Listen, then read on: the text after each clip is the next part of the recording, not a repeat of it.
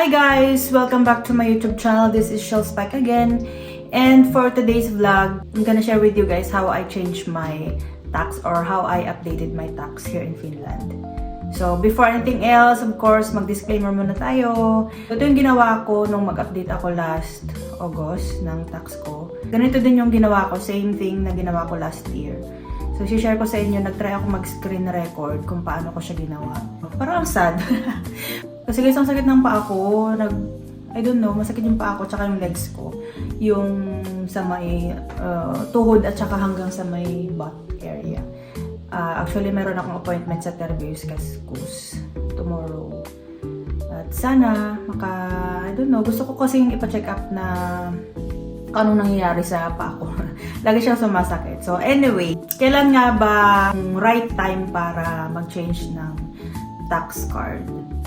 So first, nung December, nag-send ang Vero ng letter na kung magkano yung estimated na income mo for the whole year.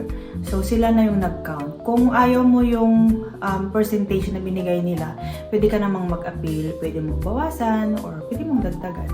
Pero yung binigay nila sa akin, naging kampante na ako, okay na ako. Kaya medyo mabigat yung changes ng tax card ko ngayon. Nakakasad. Anyway, so from February to July, end of July, or until second week ng August, ganito yung tax card ko. Hindi ko alam kung kailangan ko ba disclose kung ilang percent ako. But anyway, hindi na siya importante.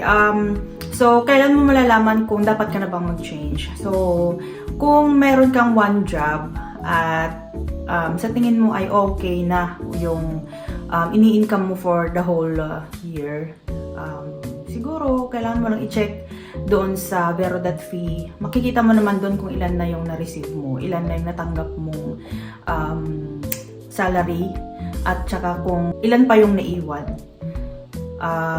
Kung for example, malapit ka na doon sa ceiling mo, kailangan mo nang mag-change. For example, sa akin, nung chinek ko siya before ako nag-change, sumobra na ako doon sa first na declaration. So, meron pang ilang buwan. August na katapusan. Kailangan kong isali yung August katapusan. August, September, October, November, December. So, meron pang 5 months. At sumobra na ako. Kumbaga, wala nang natitira sa akin. So, kailangan kong mag-estimate ulit ng 5 months na possible na sasahurin ko hanggang sa katapusan ng December. So, malaki-laki pa yung dinagdag ko. Kaya, mula sa 15%, sabihin ko na lang, 15% ako nung una, umakyat ako ng malaki. Ayun, importante na i-check nyo yung Vero.fi nyo, or nasa payslip din naman. Nakikita din naman sa payslip namin nakikita namin. I don't know lang sa iba. Pero sa amin, nakikita namin kung magkano na yung nabayad namin. So, yun. At nung nag-change ako ng August, kailan ba ako nag-change? August 17 yata, 18, something like that. Basta after nung 15, August 15. After nyan, matik na after nung pag-change mo, makikita mo na agad kung magkano na yung percentage ng tax mo. Pinaka-importante lang naman is, hindi kayo lalampas doon sa dineclare nyong tax. Kasi ang mangyayari niyan, possibly, yung sasahurin nyo ng December, ibabawas nila doon sa sasahurin nyo. Kaya, so, possible na mababawasan kayo ng malaki, or kung malaki yung kulang ninyo, pero for sure may ibabalik naman nila. Parang collateral, kumbaga. Ang gagawin, ang galing nila, no? Ganun yung gagawin nila. Kaya ako, kahit na konti na lang yung matitira sa basic ko, at least yung sahod ng December, wala kang iisipin ba, kumbaga. Kasi may part-time din ako, so kailangan mo din i-declare yun. Kaya ganun siya, guys. So, i-go through ko kayo kung paano ko siya ginawa.